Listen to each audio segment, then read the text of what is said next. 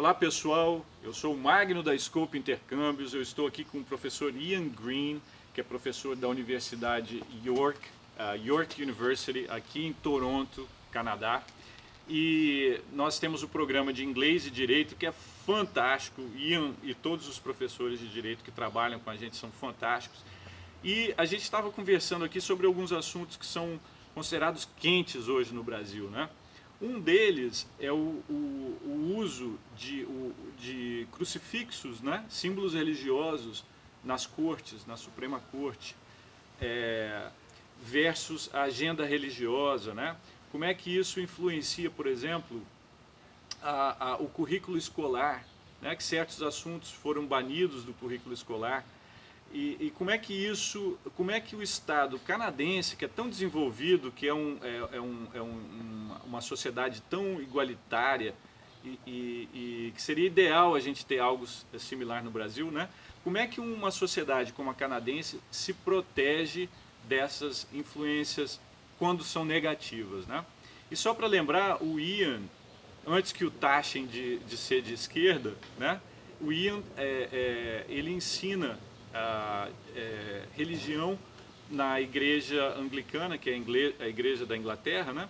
Mas ele ensina uma perspectiva mais abrangente. Então ele, além de ter esse background, né, religioso, ele também é professor de direito. Então eu quero perguntar para ele, Ian, so we were talking about the use of religious symbols in court, and also sometimes the attempt of certain religious groups to influence the public policies and also the school curriculum, right?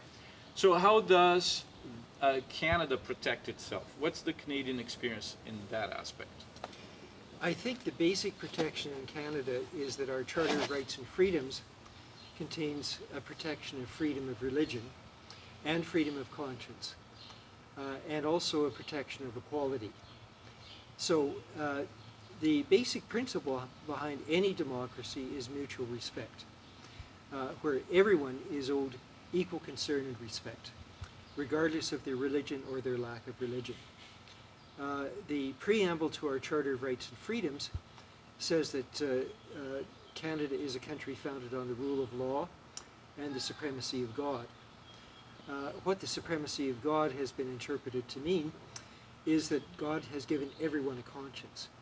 And because we believe in equality, we must respect that conscience in everyone. So 1,000 years ago in England, courtrooms were basically churches. Court cases were held in churches. But as the system evolved and you had separate courtrooms, the religious symbols were taken out. Religious symbols don't have any place in courtrooms. Of course, this was 400 years ago. 400 years ago, yes. Everyone is influenced by their own religious beliefs, but those are very private. They determine what your conscience is and how you behave ethically. What do you say to the argument of leave the cross on court because you have to respect my religious beliefs? You have to respect everyone's religious beliefs. The courtroom is not an extension of a religion. It is an extension of the state, where people can practice their religion in their own way, but it's hurtful to people who aren't that same religion, or might have a different interpretation of it, whether the cross is empty or full, for example. It could be very disrespectful. And as I say, democracy is based on mutual respect. So to respect religion and to respect the God that has given us freedom of conscience and religion, there should be no religious symbols in a courtroom. Okay. I think I'm going to make an attempt to translate that brilliant explanation, and then we can have a part 2 of this conversation, Okay. speaking specifically about the school curriculum. Okay. Então nós vamos fazer em 2 partes esse bate-papo. A primeira, nós estamos falando sobre símbolos religiosos, né? Qual é a visão canadense. Então ele está explicando que o sistema judicial canadense ele evoluiu a partir da experiência britânica. E que há 1000 anos atrás, na Inglaterra, você tinha símbolos religiosos nas cortes, porque não havia muita separação entre a igreja e o Estado. Mas, em aproximadamente 400 anos atrás, esses símbolos religiosos foram substituídos pelo escudo da nação, né?